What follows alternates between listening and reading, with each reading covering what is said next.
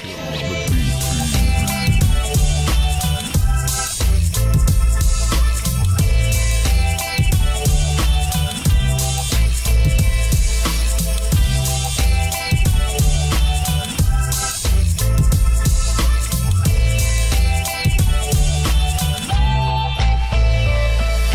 name is Elias Niskanen.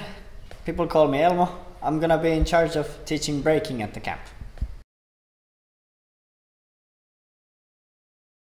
I'm looking forward to meeting a lot of new people and learning from each other. Each one teach one is a great way to teach people, and yeah, I'm looking forward and hope there is a great weather.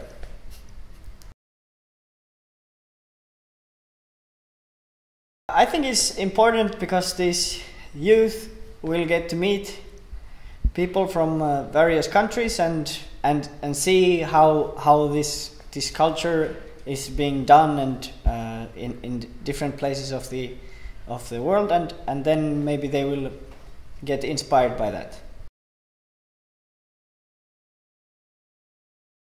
Greatness.